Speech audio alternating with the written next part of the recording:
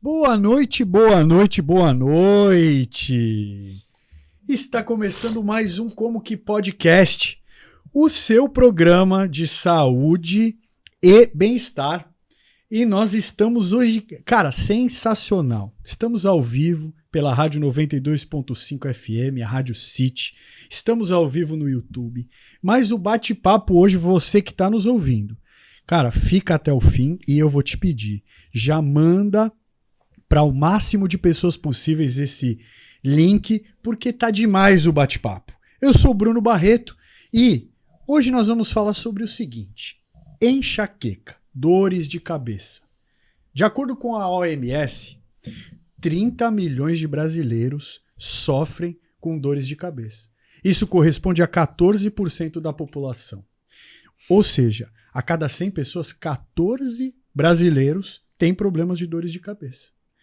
Como que pode ter tanta gente sofrendo por isso por tanto tempo sem resolver o assunto?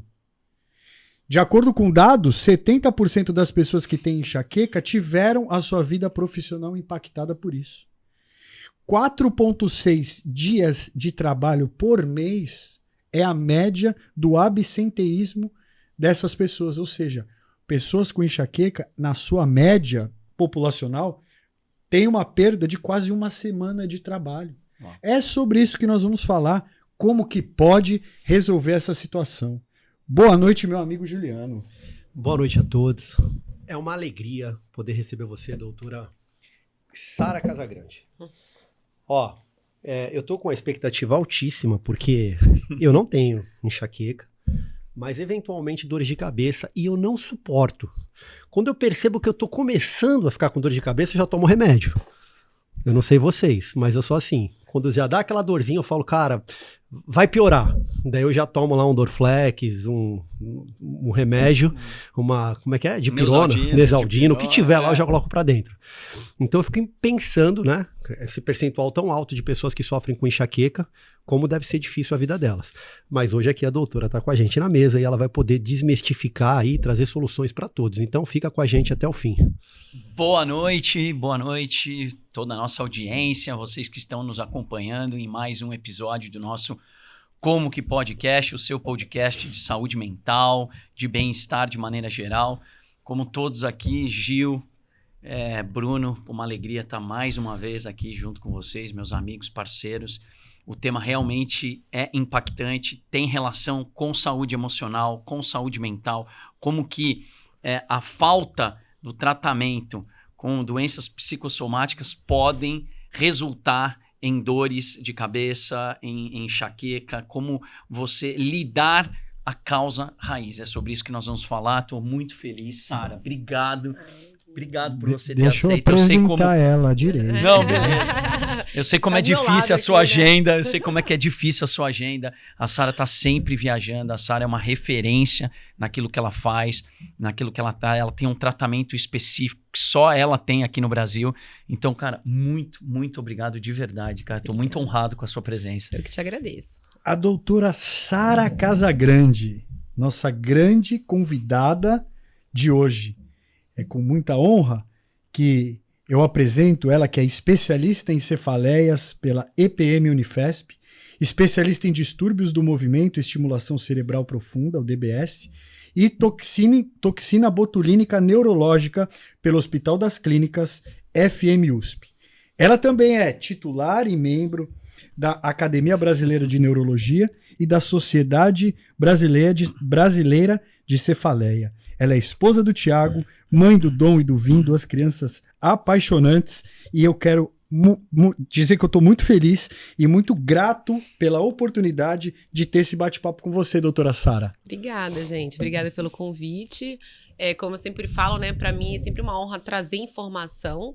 Para médicos é muito bom, acho mais ainda para a população geral, né, e principalmente os pacientes aí que estão sofrendo dessas condições tão frequentes e tão pouco levadas a sério, né? Então acho que vale a pena esse tempo da gente dedicar para falar mais sobre a enxaqueca.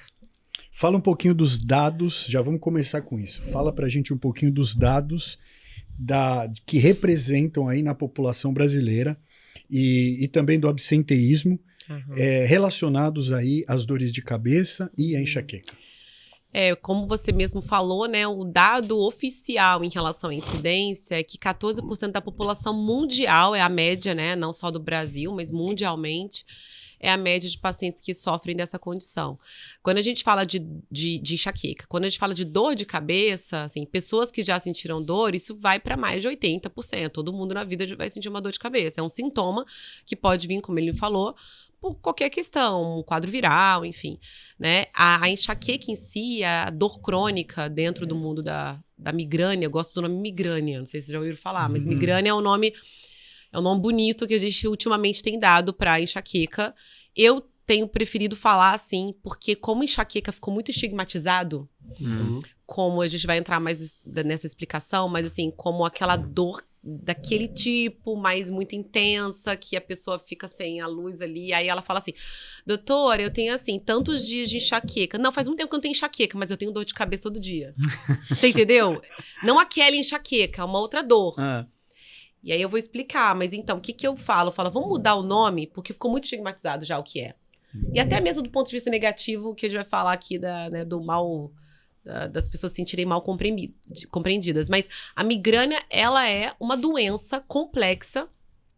Então, grave, migrânia e enxaqueca é uma doença extremamente complexa que vai além de dor de cabeça. Só para vocês entenderem, tá? Isso já tem estudos e aí a gente tem visto até uma tendência agora dos novos recém-formados médicos de começarem a falar, tá, eu acho que é uma especialidade interessante, porque se você for ver, é o sintoma neurológico mais comum no mundo. Então, todo médico que trabalha em pronto-socorro, aí eu não vou nem falar de neurologia, e se eu entrar no neurologista que trabalha em pronto-socorro, ou o neurologista que atende no consultório, você pode ter certeza, isso tem dado, que o sintoma mais comum que ele vai atender vai ser dor de cabeça. Aí você vai ver quantos médicos se especializam em cefaliatria, que é o nome, né, da especialidade. Pouquíssimos. A gente tem dado disso. Quantos médicos mundialmente escolhem fazer especialização disso? Muito pouco. Porque até então era uma coisa meio, ainda banalizado, né? Muito subestimado. Mas esse dado de 14%, eu ainda acho que é mais subestimado. É muito mais do que isso. Você vê mesmo, a gente bater um papo aqui, com certeza a gente vai ver que muitos pacientes estão, na verdade, escondendo as dores e tal, né? E eles têm realmente essa dor, no sentido até emocional, de serem muito mal compreendidos e subestimados. Sara, mas então como é que é essa diferença de dor de cabeça e... Enxaqueca. Não, enxaqueca não. Migrânia. Migrânia. Como é que é essa diferença? Na verdade, assim, a dor de cabeça, né, o nome já fala, é uma dor na cabeça. Existem mais de 100, 110 tipos de dor. Que pode ser aqui na frente, aqui no lado, aqui atrás. Sim, e classificação, assim, por exemplo, tem a dor tensional, cefaleia tensional, tem a cefaleia de trigêmeo, tem as salvas. Existe um compêndio, que é uma classificação internacional de dores de cabeça, que tem mais de 120 tipos, tá? Tem a dor da substância, cefaleia da substância, da falta da substância, por isso que, né, que a gente vai conversar um pouco sobre isso também. Mas a enxaqueca em si, ou a migrânia, ela tem uma característica que é uma dor de pulsação, pulsátil, lateral, normalmente de um lado ou do outro lado da cabeça. Essa pressão alta aqui, quando a pessoa está com pressão alta, aqui, é considerado também? Isso é outra coisa. É outra coisa. É, né? uma Isso outra é um coisa. pré-AVC, você tem que tomar cuidado. Isso, tipo, deu ruim. Não. Ele tem direto isso, eu já queria. Entendi, já toma. Então, aí é uma dor de pulsação, normalmente intensa, é uma dor que vem associada a enjoo, ela pode vir associada a sensibilidade de luz, de som, de cheiros. O paciente, na hora, não consegue fazer esforço físico, porque piora. Isso é o padrão, né, de enxaqueca. Só que o que acontece com ela, o migrânia? Isso de dor. Migrânia. O que acontece com ela? Com o tempo, a pessoa vai fazendo o quê? Ela vai se automedicando. Como eu já falei, né? As pessoas se sentem mais confortáveis de alívio imediato de qualquer condição que a gente tenha, do que a gente realmente ir a fundo, descobrir os porquês e fazer as mudanças necessárias em estilo de vida, enfim. Então, e aí, como eu falei, nunca é a culpa do paciente. Nunca. Sempre vai ser a culpa dos profissionais médicos ou profissionais de saúde Analgésico deveria ser proibido de você comprar diretamente sem receita? Alguns talvez sim. E algumas coisas importantes para mim devem ser mudadas, principalmente nos médicos que fazem atendimento em pronto-socorro, por exemplo.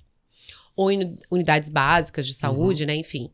Porque são aqueles que estão sempre em contato com esses sofredores de dor. E que ao invés de alimentarem a dor com sempre prescrições de analgésicos, deveriam falar, olha, tá bom, já tô vendo aqui seu histórico, você precisa tratar.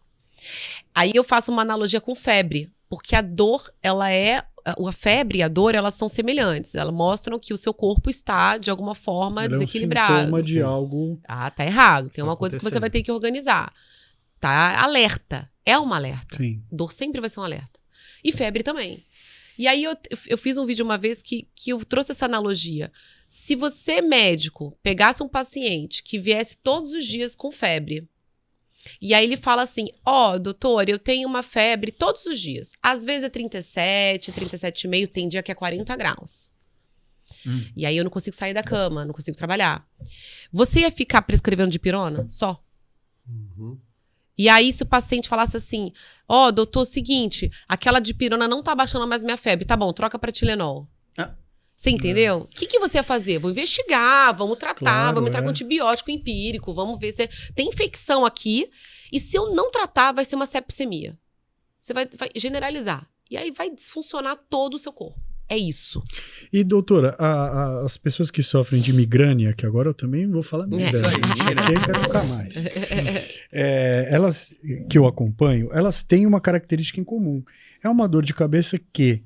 Geralmente, o analgésico, ele não dá conta, não. As pessoas... Nós temos um conhecido em comum. Sim. Que ele ficava... ele sofria, nenhum remédio dava conta. E o que acontece? Acaba acontecendo, a pessoa se acostuma com aquela condição, que é extremamente complexa, e vai vivendo com aquilo. Como que você costuma tratar isso? Qual a sua abordagem para isso? Então, quando o paciente chega nesse estado de que não funciona, isso vale para qualquer outra condição, ele já está no estado de cronicidade, né? A cronicidade, ela não tem a ver com o tempo de doença, ela tem a ver com a frequência nos últimos 3 meses, pelo menos a migrânia é classificada assim, tá? A gente classifica a cronicidade se o paciente tem mais do que 15 dias de dores no mês, por pelo menos 3 meses dentro de um ano, ele é crônico. E o que acontece? Aí, se você chegar e perguntar para esse seu colega, você tem 15 dias de dores no mês? Ele vai sempre lembrar das dores intensas. Sim. E aí ele se classifica assim, né? Não, eu tenho 4 dores ruins que não melhoram com nada. As outras melhoram, às vezes, com analgésico. Entendeu? A gente tende a minimizar. Mas quando você vai ver, eu posso afirmar que esse seu amigo, ele tem mais do que 15 dores. Porque o estado que o paciente chega de que nada melhora e ele começa a bater em pronto-socorro é quando ele tá crônico. E não é pouco tempo, não. Eu pego o paciente 20 anos crônico. E aí ele vem na primeira consulta e aí a gente fica tipo, como é que pode o paciente demorar esse tempo? E tem um estudo de um brasileiro, mas foi publicado fora, um grande amigo do Mário Pérez, que hoje é presidente da International Headache Society, que é um cara fantástico. Ele fez uma publicação onde ele viu a média, exatamente essa avaliação do paciente crônico. 17 anos é o tempo médio que um paciente com enxaqueca demora para ele começar a se tratar. Meu Deus. 17 anos. Então ele fica 17 anos sofrendo. Ele fica tomando analgésico. E fazendo exame, né? Fazendo exame. Nossa. Porque a vida é fazer exame. Então, 72% desses pacientes fizeram tomografia ou ressonância. Entendeu? Mais de 70% também fizeram exames de sangue. Eletroencefalo, que não tem nada a ver com a história, mas aí sempre alguém vai pedir. Mas tratar é pouquíssimo. Mas aí você está dizendo que o exame não resolve? O exame jamais. O exame ele é necessário.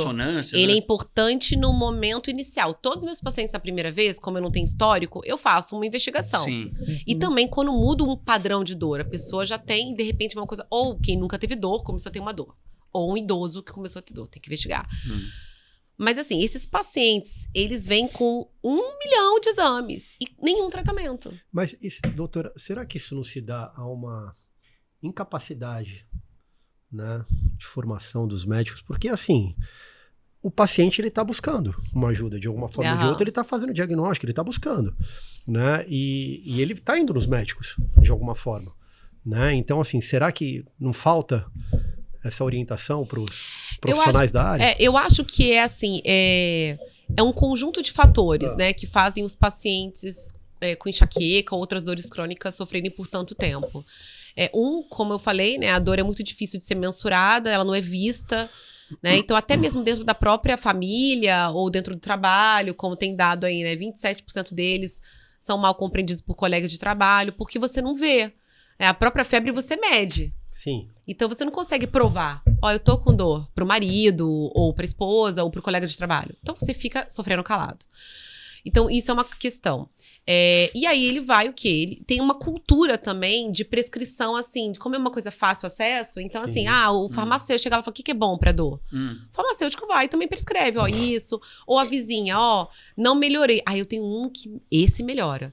Então é muito fácil, né, essa coisa, é muito cultural essa coisa, né, de você pegar. E aí vai alimentando a condição. E de fato, quando chega nos médicos, você pede uma investigação. Isso é outra coisa também.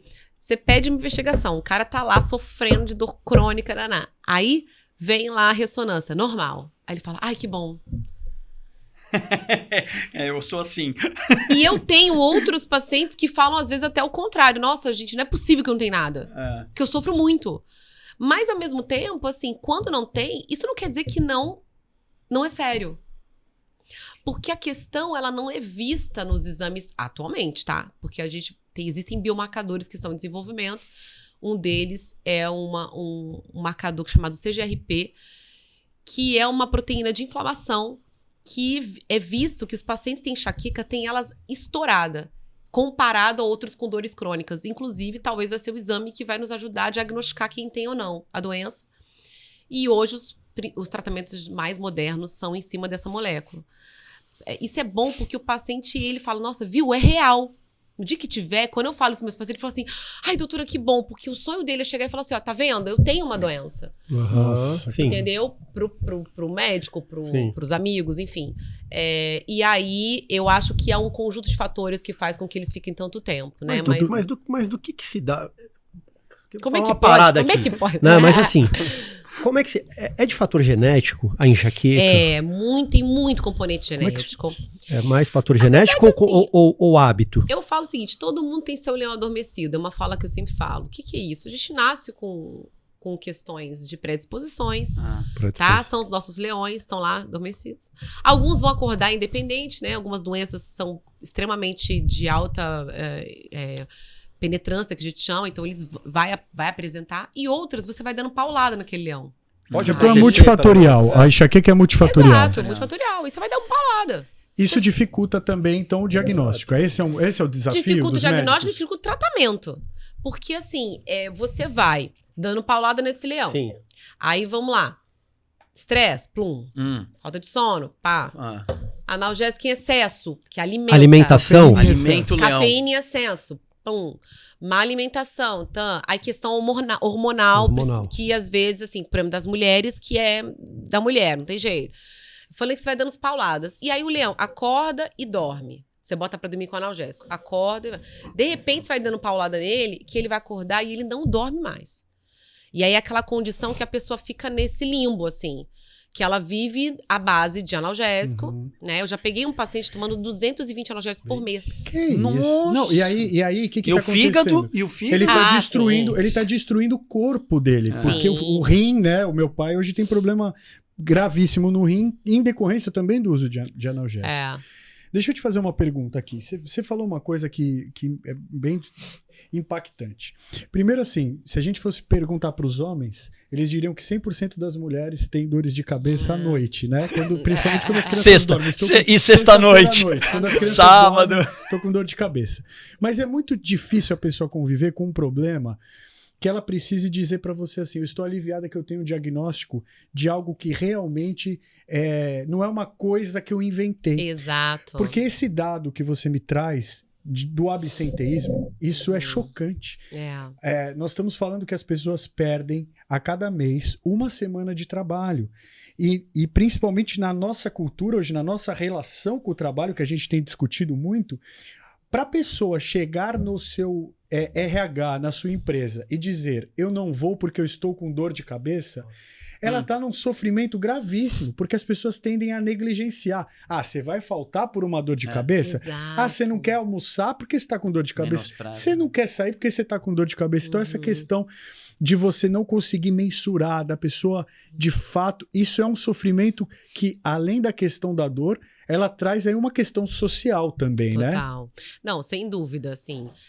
Eu tenho dados até, assim, o quanto que isso impacta exatamente dentro da família, né? O quanto que eles perdem, por exemplo, com os filhos, tempo com filhos. Então, o emocional dessa pessoa vai embora, né? Elas chegam realmente muito, muito destruídas, já escutaram de tudo, tipo, ó, não tem jeito, né? Enfim, não tem como tratar. E tem tratamento. Né? E em relação a sintomas, o que eu sempre falo é o seguinte, é uma doença complexa que eu falei, que a dor é um dos sintomas. O que acontece? A gente tem, na verdade, uma alteração no núcleo de um nervo chamado trigêmeo. O trigêmeo é um núcleo trigeminal, ele está bem no centro do cérebro e ele tem conexões com outras áreas, essa região. E você disfunciona o trigêmeo, que gera dor, que é um nervo que é muito relacionado com sensibilidade de crânio facial, e gera uma inflamação, e você desregula áreas, por exemplo, de uma região chamada hipotálamo. O hipotálamo, ele é um regulador do nosso corpo, tá? E dali você tem alterações frontais também. Então, o paciente, na hora da crise de dor, já tem comprovações que dias antes ele começa a ter disfunções que vão prever que esse paciente vai ter dor. E essas disfunções não são dores. É disfunção de sono, disfunção de vontade de comer. Apetite. Aí, às vezes, aí os vilões da enxaqueca antigamente, muito bem sedimentados, tipo doce. Eu como muito doce, o doce me gera dor. Aí hoje, o que é a novidade? Isso é hot topic de congresso. Será que isso gerou ou isso era um craving por comida, por desregulação hipotalâmica pré-ictus de crise? Uau. Como que eles viram isso? Quem estava com enxaqueca ia para a máquina de ressonância funcional.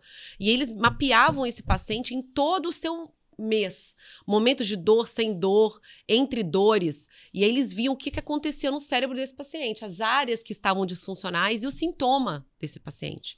E via isso. Então hoje já tem o que a gente chama de fases da enxaqueca. Então, a gente tem a fase prodrômica, que pode acontecer dias antes, com desregulação, inclusive, de emoção. Então, o paciente fica meio agitado, e aí logo depois, porque eu tô estressado, mas a agitação, ela já prevê. Aí logo depois vem a aura, né, que é uma questão visual, tem alguns pacientes que têm, vem pontos luminosos, raios, né, visões, alterações visuais. Logo depois, dor. E logo depois, o que chama de pós-dromo, que é o pós-ictal, é como se o paciente estivesse numa ressaca. E aí ele bota a culpa no analgésico que ele tomou para a crise. Só que eles viram pacientes que não tomavam analgésico, entendam? Então, assim, é um padrão da dor mesmo. É como se você tivesse um curto-circuito cerebral com outras áreas ali inflamadas e logo depois o cérebro tenta se organizar. Aí vem a alteração de concentração, né, que o estudo do JAMA de 2018 mostrou. Então, 52% não consegue se concentrar no trabalho. Aí eu falo que o enxaquecoso crônico, ou migranoso crônico, ele chega no consultório cheio de CID. Sabe o que é CID? Você sabe o que é CID, não? O CID é a classificação. Você vai dar um atestado, você tem que botar um CID lá, que é o código de doença. Então, eu falo assim, o paciente chega lotado de CID.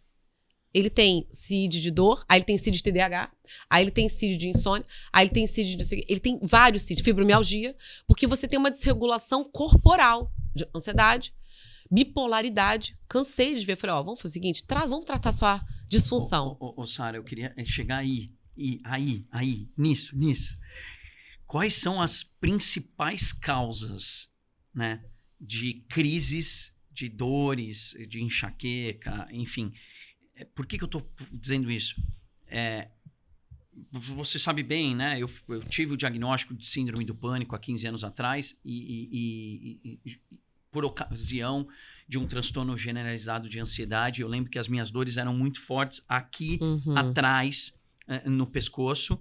E por diversas vezes eu fui parar no pronto-socorro com um lado da face amortecida. Uhum. Eu lembro que a primeira vez que isso aconteceu, eu corri pro Sírio-Libanês e eu falei, tô tendo AVC. Sim. E aí o médico fez uns primeiros exames clínicos ali, depois fui pra máquina de ressonância e tudo mais. E me mandaram para um neurologista. Na época, eu não te conhecia ainda, senão eu tinha ido passar uma consulta com você. Passei com um neurologista de retaguarda, que eles chamam. Sim. Meu Deus do céu, eu paguei R$1.500 na consulta desse neurologista. E ele ficou 1h30 comigo. E ele olhou todos os meus exames. E ele disse assim, cara, da cabeça aos pés você já foi radiografado, monitorado, mapeado. Tem exames aqui que a gente não pede nem pra senhorinha de 80 anos de idade. E aí ele falou pra mim um negócio que me marcou. O seu problema é hiperventilação. Você sofre de hiperventilação ocasionado por uma questão emocional, psicossomática. Você tem a sua respiração muito curtinha, você não acompanha a sua respiração, você não controla como você respira, e isso acaba gerando dores no seu corpo e, de alguma maneira, refletiu né, nessa face que você sentiu formigando. E aí, no final, cara, eu não tive esse diagnóstico de AVC nem nada nesse sentido. Então assim, quais são as causas dessas dores? A questão emocional é a principal? É uma delas? Como é que é isso, Sara? A causa de enxaqueca, que é uma condição que não é o que você teve, ela é, como eu falei, causa principal genética e gatilho principal, creio que é a questão do estresse. Gatilho é a paulada que eu falei no leão. Paulada no leão. Então, assim, o leão é a doença, né? A causa, ele já estava lá. Mas a paulada no leão principal, né? Que é o gatilho, o estresse, sem dúvida, né? E questões hormonais, acho que nas mulheres isso é bem, assim, claro. Por isso que realmente a mulher tem mais enxaqueca. Né? Sara, peraí, então você tá indo... Deixa eu ver se eu entendi. Você tá indo um pouco antes até, na verdade. Você tá dizendo o seguinte... Não, Daniel. As suas crises de dores de cabeça, de enxaqueca... A causa não é as questões emocionais. As questões emocionais é a paulada no leão. Quer dizer, o leão já estava lá, então eu tenho que ir um passo atrás antes. Se a sua dor é aquilo, porque tem a cefaleia tensional. Aí que é o que talvez é o seu caso. A cefaleia tensional é que eu tenho que lembrar se você tinha outras dores. A cefaleia tensional, ela é a cefaleia muito decorrente do estresse, ela é muito nuca. Ela é de tensão mesmo, de contratura muscular. Você acaba pensando nervos que estão aqui, né? Que é o occipital, que gera dor na cabeça. Pode gerar aqui um peso, uma pressão. Isso é cefaleia tensional, a causa principal é o estresse. Isso é uma outra condição. Isso é uma condição que você vai adquirindo, tá? Só que o que eu vejo muito é as pessoas misturarem. De muitas pessoas que têm a migrânia desde novinho e tal, e tem como gatilho estresse, ganharem um CID de tensional e serem tratados errado como tensional. E aí eles tratam o estresse, eles ficam bem, mas como eles têm uma doença aqui, outros gatilhos levam. Você entendeu o que eu tô falando? Entendi. Então, assim... eu tô com... Toda vez que chega alguém e fala assim, olha, eu tenho uma tensão aqui, eu tô com uma dor de tensão, eu falo assim, não, beleza, você tem um gatilho emocional, pode ser uma cefaleia tensional, vamos tentar puxar seu passado, porque o passado é difícil, a pessoa esquece, gente. A gente faz. Entendeu? Doutora, então assim, acho que o Juliano fez uma pergunta, eu quero reforçar, até pelo que você trouxe até agora. Não é uma coisa simples, então isso explica o motivo pelo qual hoje nós temos essa dificuldade em você diagnosticar e tratar. Sim. Esses profissionais, então, eles precisam se especializar. Precisa de capacitação. Isso. Sem dúvida. E eu faço parte do Comitê de Comunicação da Sociedade Brasileira de Cefaleia. Entrei esse ano e a gente está com esse dever, né? De comunicar a população e comunicar a população médica. E trazer essa atenção, né, dessa população, tipo, é uma doença importante, prevalente e complexa. Né? Porque a complexidade gera uma curiosidade do estudante de medicina que vai querer fazer. A minha primeira especialização foi transtorno de movimento, que é tremor, né, tiques, Parkinson, que é considerada assim uma especialidade muito difícil, né, assim, tal, complexo, mas não, mas isso daqui não é Parkinson, né? Não sei, não te examinei. Mas não parece ser. Pode é um ser tremor de ação. Frente. Você tremor essencial, você falou que sua família tem, né? Tem, família inteira. Então, mas é uma coisa coisa que gera muita empatia, porque é visto e tal. E eu lembro que quando eu decidi fazer minha segunda especialidade em cefalés, eu vi colegas do movimento que falavam assim pra mim, pra que você faz isso? Mas pra quê? Tipo, você vai sair de uma coisa complexa, difícil, né, e tal, pra cefaleia. E eu falava, olha, primeiro, sim, porque eu comecei a trabalhar com toxina botulínica, que é vulgo botox, porque merchan é marca, né, enfim, pode falar, mas é a toxina botulínica, é o botox, o pessoal usa pra estética, ele não sei se vocês sabiam, mas ele começou na terapêutica, a estética roubou da gente. Sim. E ali na década de 80, 80, ele começou 90, com o quê? Mas... Coftalmo. Coftalmo? Estrabismo. Então, os olhos, né? Um olho lá e cá, eles usavam pra bloquear o músculo. Tum. Aí, logo depois, veio pra neurologia em contraturas musculares. Pacientes que têm torções. Então, a gente começou a se usar na década de 80. E aí, depois, um casal americano teve uma brilhante ideia de falar, será que tem como bloquear a ruga? E aí, eles estouraram um produto no mundo. O Botox chamava Oculino, porque ele era da oftalmo. E aí foi comprado. Enfim, mas só para saber que hoje é utilizado na terapêutica, eu utilizo só terapêutica, eu tenho pacientes do Brasil todo que vêm para inúmeras condições e uma delas é enxaqueca. Entrou como nível A de evidência, trata assim absurdamente, né, bloqueia a dor. E por que eu tô falando isso? Eu comecei no movimento, bloqueando o movimento, e aí começou a provou pra migrânia, pra enxaqueca. Comecei a receber, falou assim, tem uma médica aí que sabe fazer toxina pra neurologia, vamos nela. Aí chegavam lá os pacientes com enxaqueca crônica, graves, botava na minha mesa, assim, receitas dos maiores médicos, falou, não funciona, eu vim aqui pra fazer o tal das injeções lá que resolve. Aí eu falei, nossa senhora, a expectativa é muito alta, a doença é muito mais complexa do que eu imaginava, porque eu achava que enxaqueca era aquela lá que você dava uma dipironinha, não tinha noção.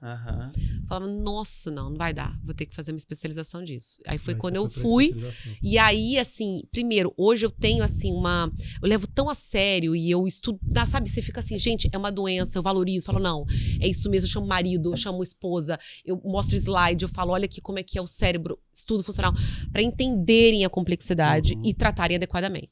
E aí tem tratamento. Peraí, deixa eu fazer uma pergunta. Eu sou o que menos fala aqui na mesa.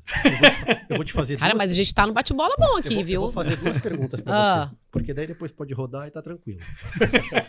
2 perguntas. Só A primeira. Migrânia crônica. Sei. Enxaqueca crônica, pra galera entender. Ela pode desencadear um acidente vascular cerebral? Boa pergunta. Pra quem tem? Calma. Tá. Guarda. Tá, guardei. Tem o cérebro bom. Segurei aqui. A segunda.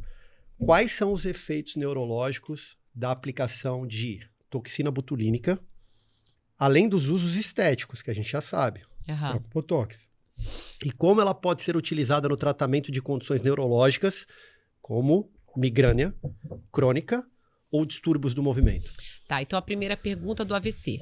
Isso. Então, assim, a enxaqueca crônica, quando você tá com esse cérebro extremamente inflamado, né? E o paciente, só pra vocês saberem, é bem camaleônica, tá? E aí, quando chega nessa cronicidade, até meio que parece que é pra sobreviver, a dor intensa diminui, às vezes. E fica uma dor crônica, às vezes aqui atrás, ó. Aí a pessoa, ela acha que ela tem tensional. Por isso que quando chega um tensional pra mim, eu cato lá o histórico pra saber. Então, crônica é grave, acima de 15 dores por mês, não interessa a intensidade. Diária, dor diária.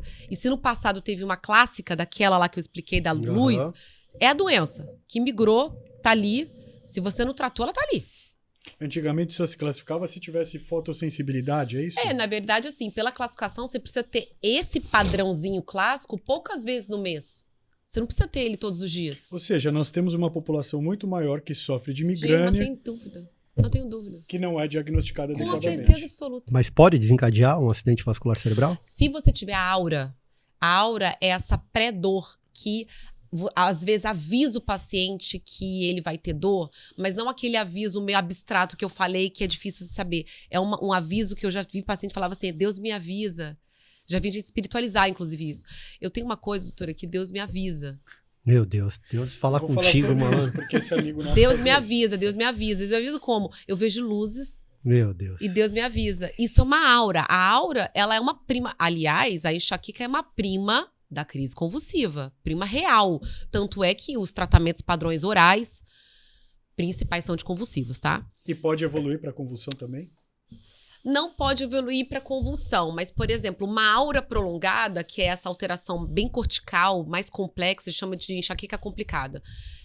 Nem todo mundo tem aura, que é alteração visual, raio, às vezes fumigamento. Desconexão com falar. Pode. Você Falar. conhece alguém que fala isso? Conheço, Dani.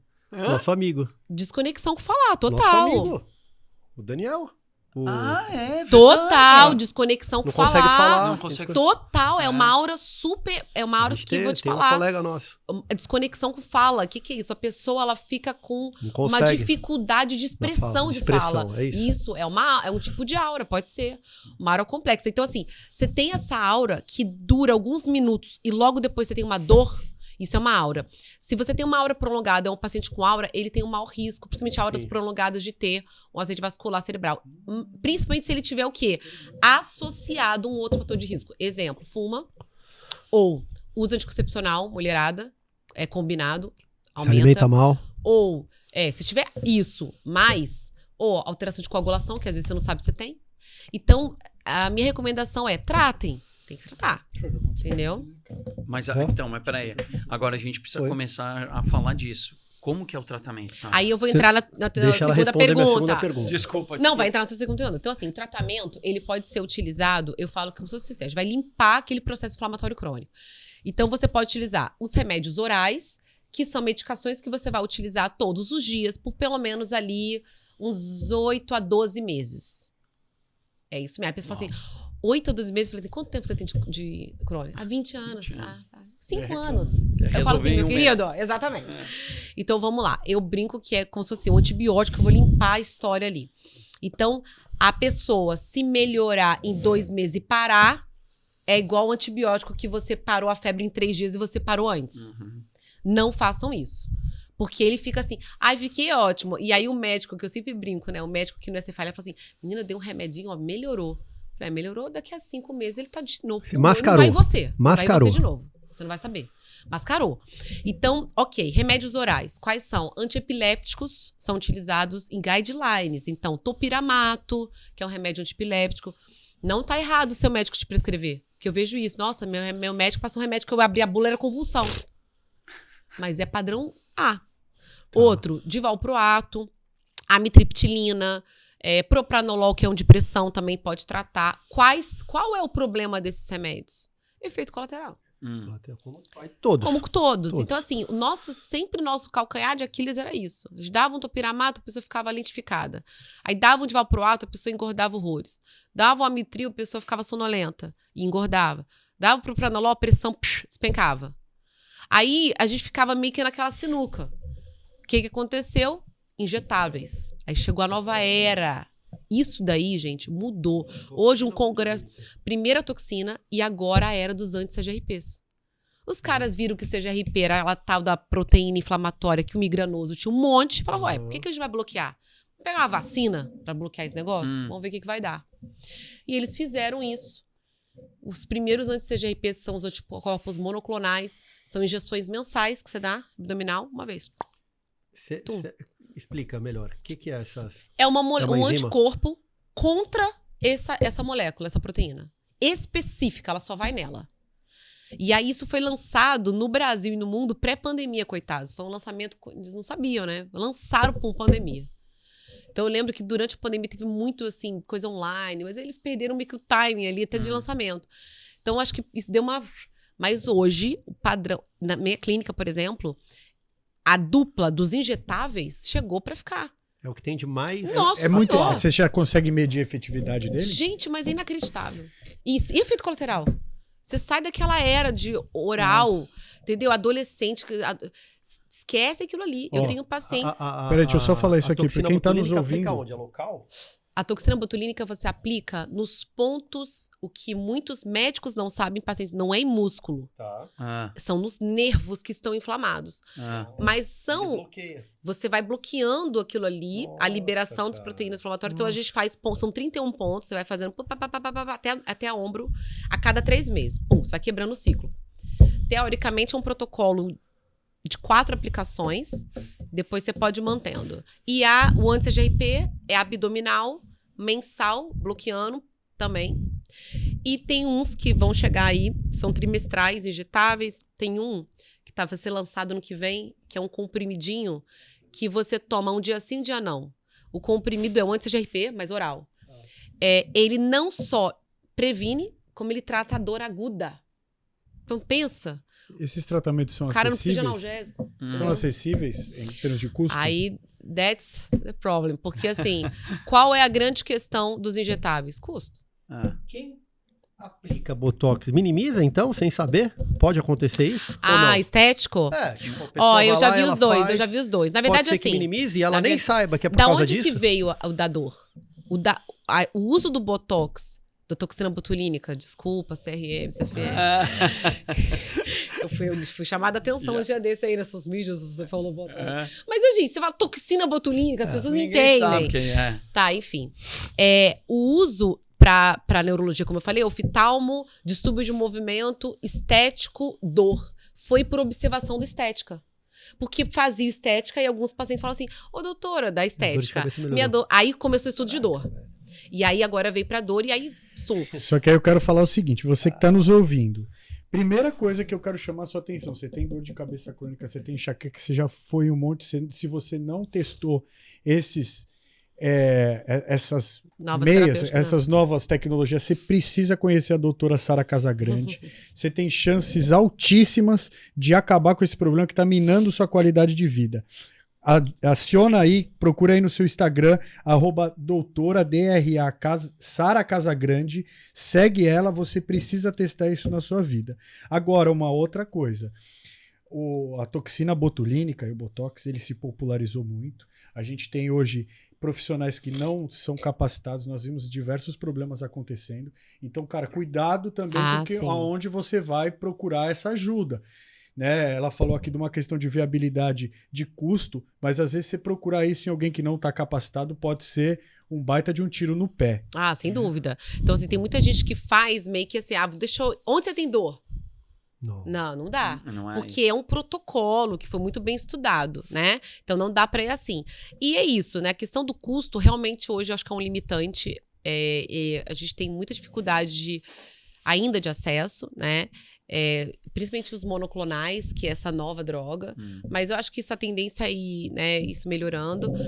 Mas acho que vieram, assim, como um grande marco de tratamento. Mudaram a forma de tratar. Mudaram. E eu acho que chamou mais atenção, assim, eu falo isso porque a gente está muito envolvido em educação, né? Então a gente vê, por exemplo, os congressos de cefaleia estão muito mais, sabe? Porque ficou muito tempo sem novos tratamentos. Então, realmente, eu acho que também o pessoal ficou meio desanimado, entendeu? Mas, assim, qual é o grande problema? Eu tenho pacientes que não melhoram.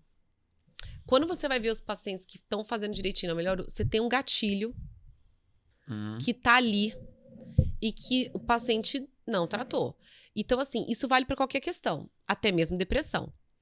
É uma desregulação química, né? Química, depressão, e o outro é uma questão inflamatória. Você tá ali com o tratamento, você regulou tudo.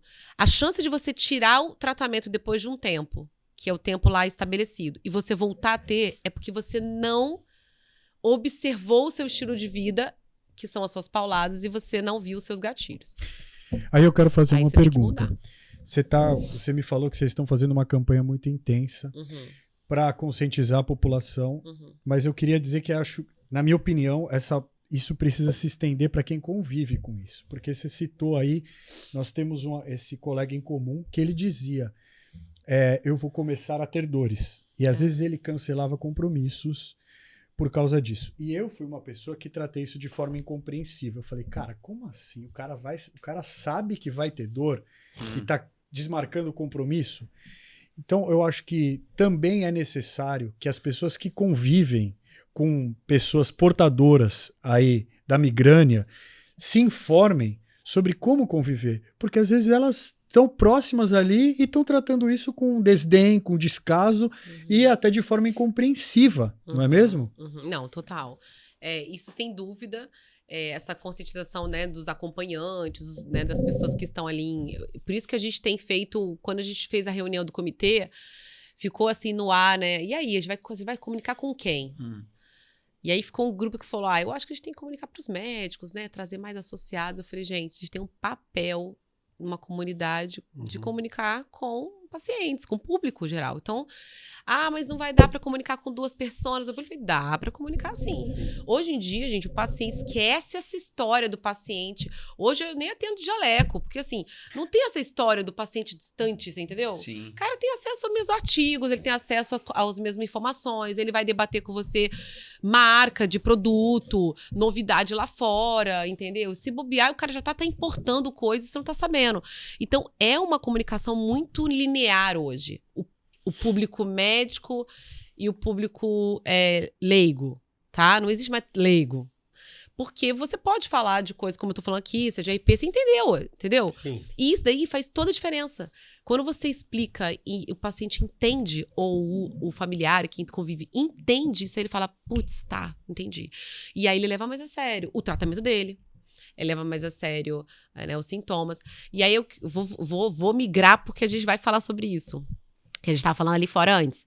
Essa questão da tendência do ser humano de também colocar sempre as coisas embaixo do tapete por imediatismo, né? Da gente querer as coisas. É muito mais fácil você tomar um analgésico. Isso. E existe também uma questão da cefalgiofobia, é um termo que já foi descrito em literatura, que é a fobia de você ter dor. Ou É a o que fobia ele falou. Quando você começa a achar que vai ter dor, você já toma. ou a fobia de ter uma crise de ansiedade. Então, assim, são essas fobias. Então, você já se antecipa e toma coisas sem Mas aí eu necessário. vou te falar uma coisa. Eu tenho asma, tá? Eu faço uso crônico de medicamento para asma inalatório.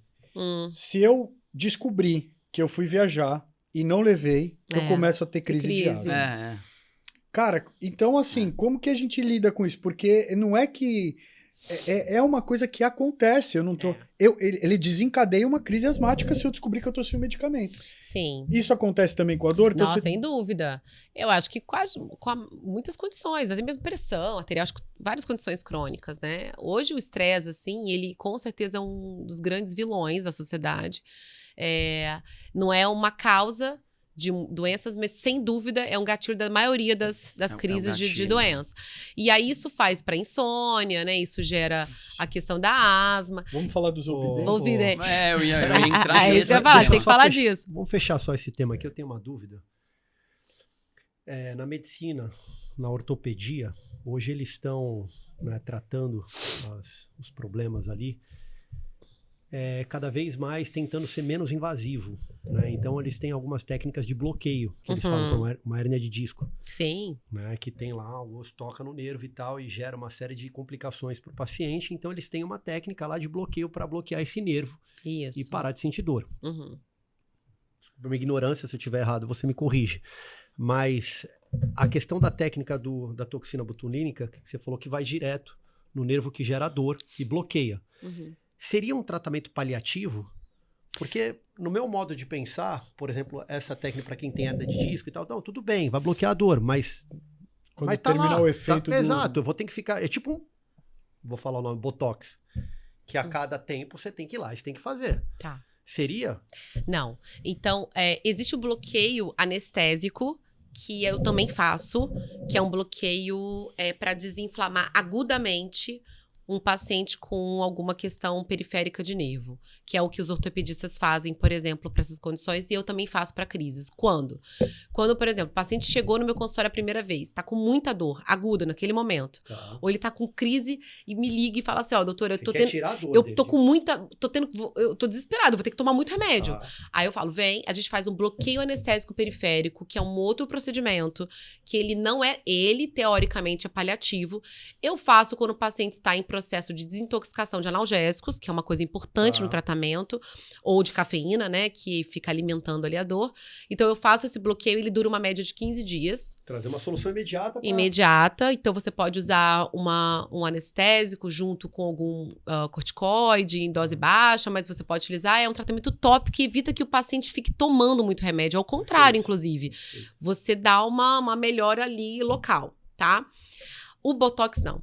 A toxina botulínica, ela é diferente o mecanismo que ela tem no músculo do que ela tem no nervo. Porque o que eles viram? Que você vai quebrando um processo inflamatório, não agudamente. Pelo contrário, ele é acumulativo. Então, ele tem um mecanismo diferente do músculo. No nervo? É. Ele vai... Ele Acumulando. vai desinflamando. ao Então, longo à do medida tempo. que você faz, a cada 3 meses, isso foi visto nos estudos. Então, você vai diminuindo cada vez mais a proteína, não só o Até CGRP e pode outras. acontecer uma hora de já A não... ideia é essa. Aliás, a A ideia é ideia de progredindo, todos né? os tratamentos é nunca ficar para sempre Usa, com eles. Inclusive a toxina botulínica para quem tem sudorese, que eu já ouvi falar. Aí a sudorese, ela não vai conseguir parar a glândula. Entendi. Ela vai parar por um tempo determinado só. O único que, teoricamente, tem os estudos de acumulação, né? E efeitos, assim, de neuromodulação, principalmente, Tá. é o da dor. Isso vale para outras cara. dores. Mas, por exemplo, no movimento, que eu trabalho muito, e eu tenho, assim, a honra, né, de estar no Sensacional. ambulatório do HC, que tem 30 anos de história de toxina terapêutica, que foi um dos primeiros no mundo a fazer, e no Brasil, assim, sem dúvida, um dos primeiros. Então, eu tenho pacientes lá, não tô há 30 anos, tô há 11 anos lá, mas que eles chegam pra mim e falam assim, eu falo assim, eu olho lá no prontuário, tá lá, 24 anos de uso. Aí eu falo, fulano, como que você era? Ele falou assim, doutora, eu, 24 anos atrás, quando eu comecei, a minha cabeça, tipo, era movimento. Ela era aqui. E hoje ela faz uma dosinha. Então você vê que ele realmente também modula. Na estética, eu não sei porque eu não estudo estética, mas assim, do ponto de vista da neurologia, Meu Deus. que é uma disfunção, porque É um grande estética não é uma avanço. disfunção, né? Assim, é uma coisa sim, fisiológica, eu tô sim, levantando. sim. Mas uma disfunção central, existe estudos, inclusive, que tem uma porcentagem de toxina que é absorvida no sistema nervoso central. Ela migra retrogradamente e absorve para modular. E estudos em depressão, né? Que são os estudos mais novos de toxina botulínica hoje, os trials, são para depressão. Você quebra um ciclo também de expressão. A área frontal, ela tem uma conexão com a amígdala. A amígdala é uma área cerebral que tem super a ver, né, com as nossas emoções, regulamento de emoções. Então, você vai quebrando um ciclo periférico ou uma questão periférica e você vai modulando o central progressivamente. É os trials de toxina para depressão. Tá aqui, assim, para o Toxins, que é o maior congresso de toxina botulínica terapêutica do mundo, que foi em Berlim agora em janeiro, teve uma sessão inteira só dos trials britânicos, da Alemanha, para depressão. Então, assim, eu sou muito apaixonada porque eu acho que é uma terapêutica bem, né, ampla, e o anti-CGRP que chegou também, assim, veio pra ficar, sabe? Incrível. Ô, Sara, até aproveitando isso daí que você falou, eu lembro que quando eu fazia tratamento psiquiátrico, o meu psiquiatra falava muito que o meu problema emocional estava mais relacionado a um excesso de adrenalina que eu soltava no meu organismo, e então os meus neurotransmissores, o tico batia com o teco e estavam todos desregulados. Sim. E por isso que eu precisava tomar um medicamento que era para controlar esses Isso. neurotransmissores. É isso mesmo? Quer dizer, claro, a gente sabe que tem causas raízes que precisam ser tratadas, que estão relacionadas a doenças psicológicas, né, emocionais. Mas também pode ter uma desregulação dos neurotransmissores. Daniel, na verdade, é isso. Não é que pode. Sempre é químico, acabou. É químico. É químico. É químico. Então, é doença real. A depressão, a ansiedade, ela é química. Agora, o que gerou a desregulação química foi um gatilho que você deu, Uma um paulada trauma. no leão. Pode ser, então, ou acúmulos de traumas emocionais. Então, por exemplo, fiquei estressado com uma coisa. No estresse, você desregula. Quais são o quarteto de felicidade, vamos dizer assim, bem-estar? Dopamina, endorfina, serotonina, ocitocina. Então, a gente tem que ter os 4 muito bem regulados. Para todas as funções do lobo frontal, enfim, acontecerem, a minha, tá tudo organizado. Se eu desregulo o estresse, adrenalina, ela desregula. Aí você, atividade física, aí volta. Relaxamento, aí você, volta. E a melatonina vai também no saco, tá? Que é do sono, mas desce junto, porque ela é amiga, puxa. Que a melatonina eu falo que ela é fresca, uma luz assim já quebra ela. O celular com luz já Sara, quebra. então vamos quebrar um paradigma. Poxa vida, com certeza. o remédio para regular não é ruim. Não, nunca. O que acontece? Uma coisa Primeiro você regula isso, depois você deve Isso. tratar a causa raiz, mas você tem que regular isso, Se né? você chegar a um A pessoa nível... que é resistente, não vou tomar remédio, não sou doente, não sei o quê. Se ela chegar... Eu falo assim, é como se você descesse os níveis de alguma dessas substâncias. Por desregulações crônicas. Se regulou, tentou regular, aí vamos supor, teve um trauma grave, tipo, perda de alguém e tal. Sim. Se regulou punk. Você consegue subir natural? Cara, às vezes você consegue, Às mas vezes, mano, é esforço. Aí é tipo, sei lá, difícil. Deus pode fazer? Pode fazer? Claro, pode curar um câncer. Não tem diferença, são doenças iguais, entendeu? Então, assim, quando você fala que isso é uma coisa 100% espiritualizada só, não, é qualquer doença, eu acredito muito em Deus, eu creio que ele pode curar qualquer coisa, tá? Então, vamos falar só do ponto de vista inicialmente médico. Se eu tenho desregulações contínuas ou uma grande e eu tô com nível de serotonina no pé, né, e outros... O que eu sempre faço? Se você não tá... Às vezes, até pra você regular, você tem que fazer atividade física. O cara não consegue. Não Químico. Dopamina. Químico. Eu costumo falar muito isso, e aí eu vou entrar nessa Testosterona questão. lá embaixo. Aí o que você faz? Você Testosterona, põe, joga agora pra cima, repouso. testosterona. É tipo aquele filme Divertidamente, né? Isso. Tá no Não, meu é normal. É Aí- assim, sentimentos, gente, é importante. Você tem que ter também a tristeza, o luto, tudo faz parte pro nosso crescimento e amadurecimento. O problema é você ficar aqui. Aí desregulou. Regulou. Aí é o seguinte, não dá pra você ficar com isso. Você vai tirar. Se você tirar e você tá desregulando, é porque tem alguma coisa que você não tá. Aí vai terapia, atividade física. Porque aí também você ficar com essa bengala, aí é aquilo. É mais fácil, né? É isso. Então, mas olha só. Falar o meu caso, que Vamos a lá. gente estava A conversando. insônia. Insônia, né? Certo. Eu faço uso do Zolpidem. Eu não sei ainda se existe um dado, mas eu conheço muita gente que usa o Zolpidem porque ele é um medicamento que ele acaba com um problema dificílimo de você conviver. As pessoas falam assim, mas tem colaterais no uso do Zolpidem. Eu sei que tem, mas você já ficou uma semana sem dormir? Uhum. O colateral de você ficar uma semana sem dormir é uma coisa assim, literalmente a privação de sono era usada como tortura, era uma ferramenta de tortura. Então, cara, por onde que eu começo para resolver a minha questão do sono? Que dica você daria como especialista para pessoas que, como eu, meros mortais, que estão querendo dormir? Isso é uma coisa que eu admiro no ser humano. Tem uma característica que eu admiro na minha esposa. Ela deita e ela dorme, cara. Às vezes eu vou pra cama, doutora, eu acordo muito cedo, eu acordo 4:30 da manhã para treinar. Aí o que eu faço? Eu dou tchau pros meus 4:30 filhos. da manhã. Você dorme que hora, só pra saber? Eu tenho que dormir 9, eu tenho que estar deitado 8:30. Tá? Só que às vezes eu tenho combinado em casa, geralmente eles vão, mas às vezes eles querem ficar assistindo um pouco mais de televisão, eles acordam um pouco mais tarde, então eu falo, tchau gente, eu vou dormir, Deus abençoe, boa noite, vou. Aí eu vou, deito na cama, aí daqui a pouco eles desligam a televisão, vão escovar os dentes, minha esposa põe eles pra dormir, e eu vejo minha esposa vindo, escovando o dente dela, deitando do meu lado e dormindo, e começa a dar aquele ronquinho, e eu acompanhei tudo isso, eu fui deitar e não dormi. Isso é muito complicado, né? Então, cara, às vezes eu fico meio sem saber. Aí o que eu faço? Uso o medicamento que resolve o meu problema. Acordo à noite, porque também eu tenho essa característica, fico tentado a usar novamente. É um paliativo. Exato. Porque, cara, eu preciso dormir aquele horário. Sim. Eu não tenho como negociar o horário que eu acordo. O que você me recomenda? Abre aspas aqui, tremedeira, dor na nuca, asma e insônia. Fecha aspas. Você vê como é que a coisa tá boa. Mas a testosterona tá 2.000. Ó, então assim, fazendo um paralelo que a gente conversou até agora, é a mesma coisa de um paciente que chega pra mim e fala assim, doutor, é o seguinte, eu tenho dor de cabeça, a dipirona me tira e eu vou tomar dipirona, entendeu? E é isso que resolve, então assim, não é isso que resolve o seu problema. Eu fiz um post que vai sair essas semanas, falando assim, você conhece um desses 3 remédios? Aí eu falei, Venvance, Rivotril e Zolpidem.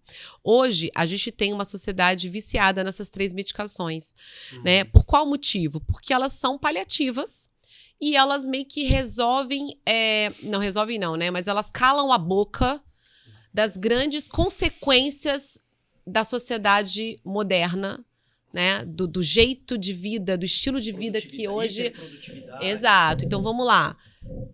Venvance para aumentar a produtividade. o Rivotril pra você não pirar. E o Zolpidem pra você dormir. E vem, você precisa acordar. Então, assim, se você for ver, realmente são os calabocas. É a tríade. É a tríade, tudo mal. Tríade. Então, assim, o que eu falo em relação à insônia? Primeiro é isso, entender por que você não dorme. Então, a melatonina, ela é um hormônio do sono, ela desregula muito fácil, como eu falei, mas a principal causa de desregulação de uma questão noturna, ela é uma questão do dia, né? Então, às vezes, quando a gente vai tratar a insônia, às vezes dá uma medicação, por exemplo, para regular um nível de neurotransmissor que você toma no café da manhã. Você fala assim, mas não tem, né, à noite, não, para me sedar? Não. Porque se você não tiver uma mente regulada, à noite você não vai produzir melatonina, você não entra no sono. Sua cabeça tá ali, ó. A minha cabeça é frita. Pois é. Então, o Zolpidem, o que ele é? Ele é um indutor de sono. Ele simplesmente desliga o disjuntor, tá? É igual o Rivotril, ele desliga o disjuntor. O curto que tá dando ali, ele não resolve, ele faz plum, tá? Qual é o problema dele? Ele desliga o disjuntor do sono e de outras áreas. Esse vai ser um papo pra outro. Eu queria muito. Cronicamente. A gente entrou na melhor parte do papo, só que o relógio agora me aperta lá, 1 hora. No próximo a gente fala assim, a tríade do mal. Deixa eu só fazer uma pergunta rápida. Eu tomo magnésio. Outra já abrindo prescrição aqui. Eu tomo magnésio com ashwagandha. Ashwagandha. Ó, adoro. Falei certinho. Ó, eu amo, Eu tomo isso aqui à noite. Eu tenho uma antes de nutri dormir. maravilhosa na minha clínica, que eu amo os nutracêuticos, que nós chamamos. Os nutracêuticos é maravilhoso. É natural, tá na moda. É natural, É natural. Tá legal? Maravilhoso. Melatonina ajuda? Maravilhoso. Gente. Só não pode acima de 10 miligramas, porque até acima de 5, porque desregula o hormônio sexual. Então não pode. Tô fora, não pode. Mas Então a não 5 pode. pra baixo, eu recomendo. Ainda bem que eu não tomo. Eu acho assim, que é um tema, essa questão, a gente pode talvez falar Fazer sobre uma essa... parte dois? A parte 2. a- Uma parte a- 2. A gente pode falar sobre essa questão de sociedade, os calaboucos da sociedade. Como é que Então, pode fecha uma aqui, ó. sociedade viciada? Fecha em aqui pra mim, ó. Nossa, no deu nosso próximo tempo. episódio, Fecha pra 18. próximo capítulo, a tríade do mal. Ai, meu Deus do céu. Acompanha a gente, eu quero agradecer a sua audiência, dá uma boa noite. Vamos fazer as nossas considerações finais. O programa tá... Obrigado, doutora, obrigado. Ah, gente, Foi eu um que bate-papo, agradeço. passou 1 hora, eu não vi o horário verdade. passar. Foi maravilhoso, a gente precisa de você mais uma vez aqui. Ai, ai. Doutora Sara, obrigado mais uma vez. Cara, é muita informação e eu acho que de grande relevância.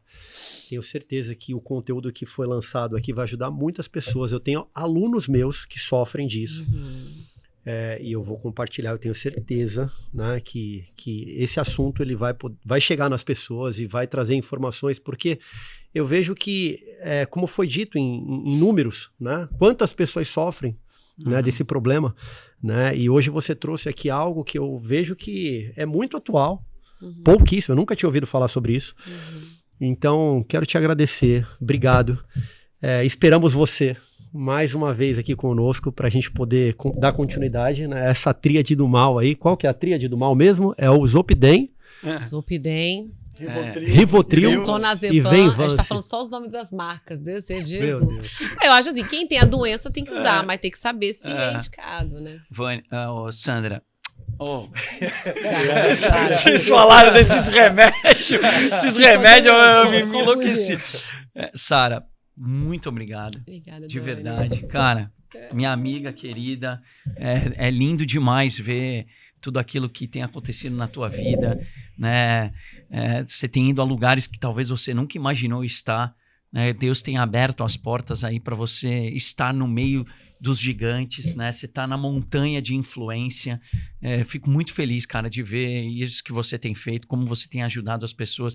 Fico lisonjeado de verdade. Nós aqui, pequenininho, na Baixada Santista, você aceitou o nosso convite. Muito obrigado de verdade, cara.